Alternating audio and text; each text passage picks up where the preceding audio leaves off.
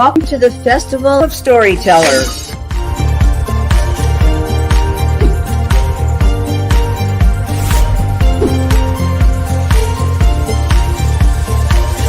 I thank everybody that's involved with this process, because we know writers need readers and writers need publishers.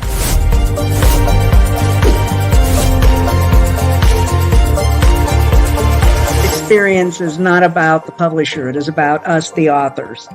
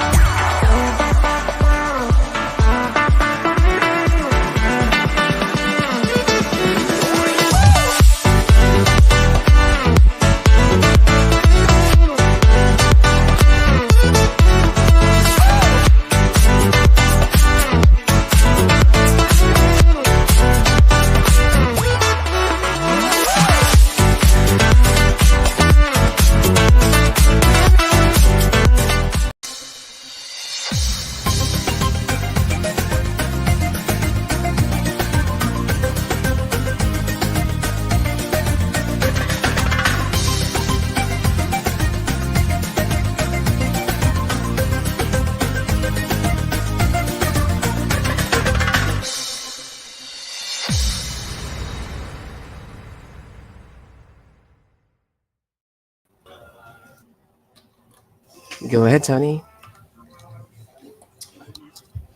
Hello, everybody. My name is Tony Candela. I am the author of Stand Up or Sit Out, Memories and Musings of a Blind Wrestler, Runner, and All-Around Regular Guy, by my formal name, Anthony R. Candela, published by Christian Faith Publishing. It is a memoir, and I'll give you a quick rundown of what the memoir is all about. I'm also the author of a science fiction novella called Vision Dreams, a Parable. Now here is the memoir, Stand Up or Sit Out. And here is the science fiction novella, Vision Dreams, a Parable. I wrote the memoir starting it about 20 years ago now. And it started out as a fun project, a labor of love. I just felt like I needed to tell my story. And since I'd been a blind athlete in my youth, and I am blind now, I thought that perhaps readers might be interested in knowing what it is like to do sports without eyesight, and all of the ins and the outs and the ups and the downs. And as I started writing, I realized, of course, that by itself is not nearly deep enough to constitute a proper memoir. One has to have more than just a sports theme. And then I started realizing that I needed to think about things like life lessons learned and what types of images we portray to the general public, and what do we want the general public, the general readership of this book to come away with. So I ultimately came down to the last part of my title, which is that even though I've been a blind wrestler and runner, in the end, I'm still an all-around regular guy. And that is what I tried to portray ultimately in the memoir. Give you a quick rundown of what's covered in there. I want you to know that books, by the way, are available at Amazon and BarnesandNobles.com, and soon there'll be audiobook versions coming out, etc. So what I did was I started out and stayed very chronological with the memoir, and began as far back as the Great Depression when my parents were growing up, and how that carried all the way over to the way they raised me, how they discovered my visual impairment. And I thought since most of this memoir is taking place in the New York City metropolitan area, I would regale the reader with New Yorkana whenever I could. You know, in any environment, life doesn't always proscribe a precise course, that there's always going to be little curveballs thrown in, and that all of us have to deal with whatever life brings us, and sometimes we have to make shifts. So you'll see when you read my memoir, an awful lot of makeshifting going on in my life as time went on. I had a little bit of eyesight when I was younger, and then it got worse and worse to the point where I became totally blind. And all along the way, I had to keep adjusting how I did everything in life, including how I did my sports. If you read the memoir, you'll come away with a pretty good understanding of what it is like to participate in the sport of wrestling. This is the sport of wrestling that is done in schools and colleges, and the Olympic freestyle wrestling is the closest to what we call scholastic or catch as catch can wrestling. It's not that upright sumo wrestler type wrestling that we often see on TV, and you know, where people are big burly people. Here we are from all different weight classes, from the very lightweight to the heavyweight. Running, I describe running, and I also describe triathlon racing, and you'll see what it's like to do everything from building up your distances and your speeds to suffering through injuries like stress fractures and other things, ending up in the physical therapy office and going to the podiatrist a lot, and worrying about whether or not you're ever going to stay in enough physical shape to really hit your peak. And then you'll hear about the complications that happen when you're trying to do all this while you're blind. So with running, the major complication is we run using running partners, and finding partners to run with on my schedule was always very difficult. Having to adhere to other people's schedules made me run at times when I should rest, and that probably contributed to my injuries. As I mentioned, you'll see what it's like as one progresses through life and slowly loses their eyesight. But you will come away with a fuller appreciation for how people deal with challenges, and that in the end, you have choices as human beings, either to stand up or sit out. And that's in my title, and that is a double entendre. Stand up and sit out are wrestling terms, but as we know, they are also life choices. I've got a couple of stories that I'm not going to tell you the whole story, but I just want to give you a sense of what is in the book. And then I hope, but you know, when you hear that there's so many things that are talked about, that you'll have an appreciation for what I was trying to do with the memoir, which is to explain things in nuts and bolts terms and in very human terms. So the first story I'm going to tell you very quickly about is one that's in the chapter in the book covering my early childhood. And it is the story of when I was 6 years old and wandered into the woods near my house and got hopelessly lost, and how I started trudging uphill. The river that's near where I grew up was in front of me as I was going into the woods, so I put it behind me to get out of the woods, but I was really lost. And how in the end I found my way out of the woods, and kind of made me believe in God again, and I was only 6 years old. I tell a story of a lot of different wrestling matches. The two that I want to let you know about is, the first one was a wrestling match where I was so exhausted at the end of the match that I lost because I just could not prevent my opponent from scoring a point against me.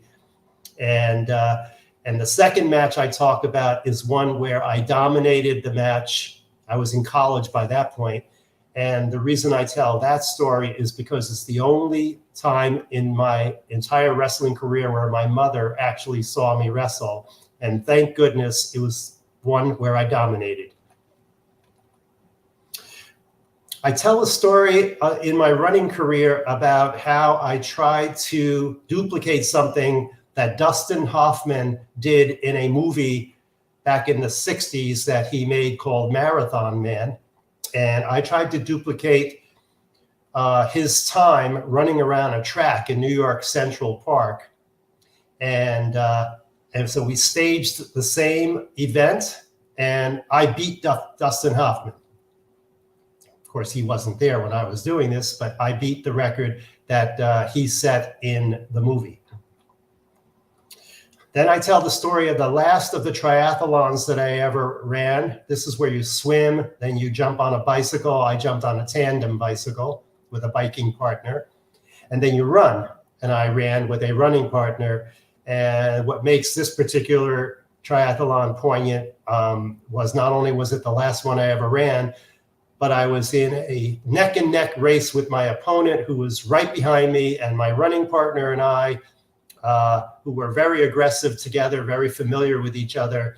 We ran really hard and kept him behind us, and we won the race, beating him by 1 second. And if you're going to end your career on something, that was the way to end your career. You'll hear about the running injuries, the pain and pleasure, some of the wrestling injuries. You'll see that blind wrestlers and blind runners are subject to the same things that normally sighted wrestlers and runners are subject to in terms of just having to stay in shape and how to recover from injuries. In the end, I want to convey to the reader, as I mentioned earlier, that all of these things in the end kind of make you an all-around regular guy. You're just trying to do it a little differently than everybody else, and maybe with a few more obstacles. I'd like to think that if one reads my memoir, they will see just how normal and how human is the experience of having a disability, but also how normal and how human is the experience of participating in sports with that disability. I mention in the memoir other sports that I participated in. The two that generally impress everybody is I was, in the 80s and 90s, a certified scuba diver. And I used tactual hand signals with my diving partners to signal things like, let's rise up to the surface, or let's descend. Even a signal system for how much air is still in my tank. Hand-on-hand guidance by my diving partners to experience things that are down there under the water. And then I also did downhill skiing.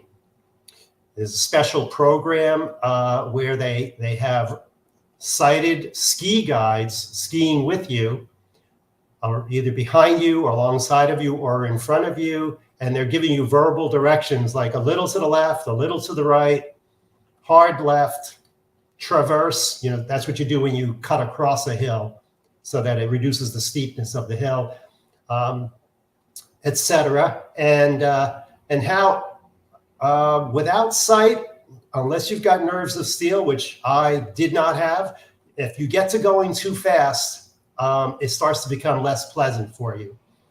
So the better you get at downhill skiing, if you're a blind skier, the more your nerves are tested, because you're going fast and you can't see what's in front of you. You're relying on somebody else's verbal command. So those are some of the other sports that I also participated in. Now I realize that we have we have less than 30 minutes total for this. So I am going to stop and see if there are any questions from anybody who is in the audience. Okay, hi Tony. I have here a question from Michael. He said, have you ever faced a situation where life didn't follow the path you expected? How did you cope with it? The question is life path surprises, and how did I deal with these life path surprises? I think the first one was when I was 3 years old and discovered that I was visually impaired. And you can fully appreciate what has happened to your life from that early an age. My first reaction to it was to be very rebellious and be very upset and angry. And then when they tried to put a pair of eyeglasses on me, I rejected them. And then I was forced to accept them. And I think the next life path change was more of a career one. I was working on a doctorate in psychology, and the first life path change was I got accepted into the program. The second life path change was 11 years later, when I still hadn't finished it, having to decide to stop the program partway into my doctoral dissertation. And then the next life path change, and none of these have to do exactly with blindness, but blindness interferes. Is when I got divorced from my wife, who I was thinking I'd be with for the rest of my life, and that took me into a whole new lifestyle, bachelorhood, and everything else. And so those were some. I have many more that I could talk about. And some of them have nothing to do with blindness, and some of them interact with blindness in various ways. Blindness usually just makes things harder and more complicated, but generally doesn't make anything impossible. Okay, that's great, Tony. So I still have another question from Sam. She said, "Can you relate any personal experiences where a physical activity served as a metaphor for a life lesson?" Question here is how From Sam. a physical activity from Sam, a physical activity serving as a metaphor for any aspect of life. Well, right in my title, I think you get the sense, especially in wrestling, but a little bit in running, how effort is required for the activity as a whole, and how, especially in wrestling, if you are not prepared to go 100% all the time while you're in the middle of the sport, you are probably going to be defeated. And running, so the metaphor for wrestling is full tilt activity when it's required, is probably also something that pertains to other aspects of life. And in running, it's almost the opposite. In long distance running, you're much better off not going full tilt. You're much better off pacing yourself and getting into very smooth rhythm and trying to stay in that rhythm as much as possible, and taking a little off and then adding a little on when necessary. And that is more of a general life metaphor that I learned through running. The notion of pacing with slight little changes here and there when necessary. So it's a much more of a fine-tuned way to approach life. And I think that aspect of running serves as a metaphor for all of life. If we can't be flexible, but at the same time, if we can't gauge ourselves for the long haul, we're most likely going to be exhausted and fail in that activity. Wrestling was the opposite. If you did not go full tilt all the time, you would surely not succeed. Let's see if we have another question. Great. Okay, I have here from Mary, Tony. So she said, the memoir discusses the ups and downs of coping with progressive loss of eyesight. How do you think individuals cope with challenges, especially those that are beyond their control? That's from Mary. We have a question from Mary about the memoir discussing the ups and downs and coping, and how different ways of responding to the demand to cope. The person who undergoes a lot of ups and downs is definitely more familiar with the process of coping than those who kind of sail through. And so it is good, and probably this is something that all parents should think about when they're raising their children. It is good to face problems And it's good to face frustration. And it's even good to hit a few walls here and there, because in doing that, you learn a lot about yourself. Sometimes you learn that you have to train yourself to be more patient and more steadfast. Sometimes you have to train yourself to be aggressive when you want to be passive. And so these are things you see in all people when they have to cope. Some people are passive, some people are aggressive, some people are skillful because they have experience in problem solving, and other people kind of flail a little bit because they just don't know what to do. And then some people feel very helpless. The general public, when they think about something that looks to be at the extreme, like a person with a severe disability, for example, they generally think about the helplessness part of it. They have no idea how people can function with whatever their disability happens to be. So disability in and of itself is a metaphor for the extremes of life. And most people don't experience those extremes. And so what we get from that is you will see a lot of people with disabilities coping in good ways and in bad ways, myself included. And B, you'll see people who are generally going through life rather smoothly, doing the same thing, coping well and coping poorly. So my suggestion is that these are all phenomena that are developmental. They are things that you can learn from, and they are things where just because you happen to have a particular way of reacting to something today doesn't mean that tomorrow you could not have learned a better way to cope. And an awful lot of that comes from the school of hard knocks. So if you read a memoir like mine and you see all the stuff that I had to deal with, I haven't even touched on a bunch of the things I talk about in the book. You will see a page after page description of problems and problem solving, and you'll see me admitting when I did well and when I did poorly, and then you'll read about how I have done an awful lot of thinking over the years, and writing a memoir really helps you to do that thinking process about how would I have done it differently if I knew then what I know now? And where do I think that that's so etched in my personality, I probably would have reacted the same way, even if I did know more. And so I think when you watch how people are coping with their ups and downs, it's all over the map. But the one thing that is a hopeful sign is that it can be a learned experience, that you will do better at it if you put your mind to it the next time something bad happens to you. And then the other side of this coin, before I stop with this question, is one must also be humble about one's successes.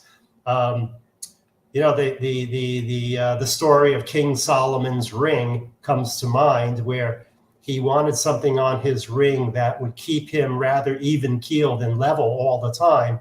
And so the wise person that wrote the inscription on King Solomon's ring simply wrote, "This too shall pass." Whether it's a good thing or whether it's a bad thing, it will pass. So in addition to working hard to cope with the downs in one's life, one should also work hard to not overblow the ups too much. Stay happy, be happy, but don't overblow it too much, because they come and go really, really fast. Let's see if we have another question. Okay, I have from Hyacinth. Her question goes like this: can you recall a moment in your life when you had to make a similar choice in the face of adversity? So the question is choices made in the face of adversity, and if perhaps, I think I understood the question, if perhaps at one time I might have had a particular choice, and maybe at a different time I made a different choice. I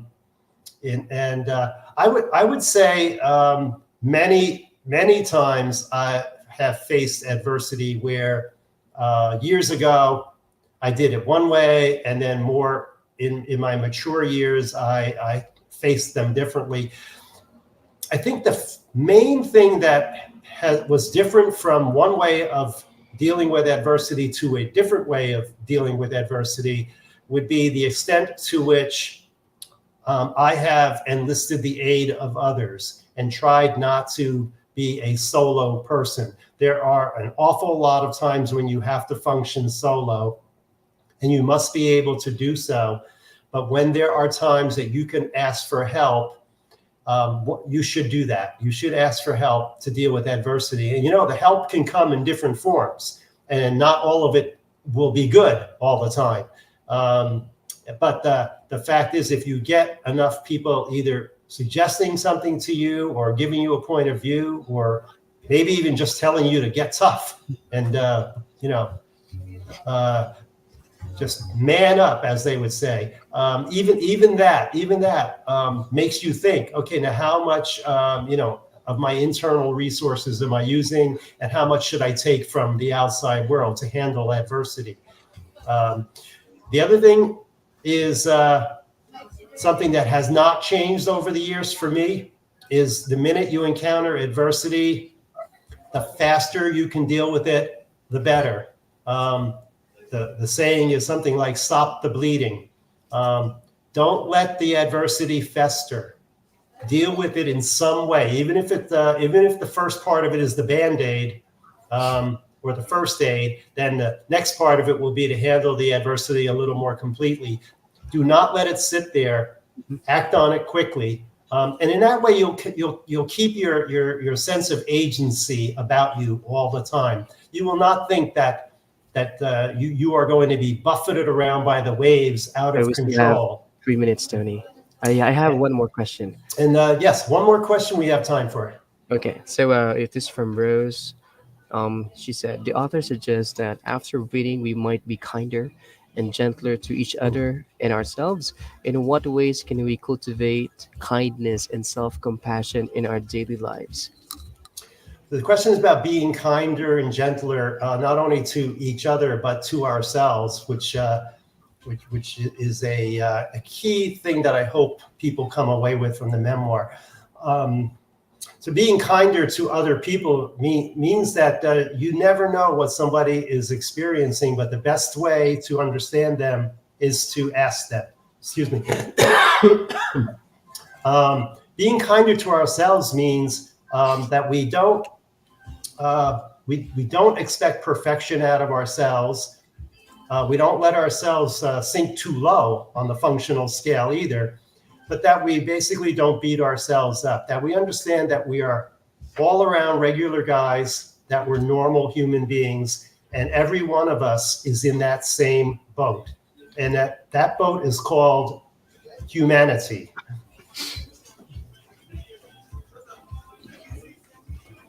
Awesome. Okay, I think we still need one question. Okay, I have here from James. Do you think we still have like 2 minutes?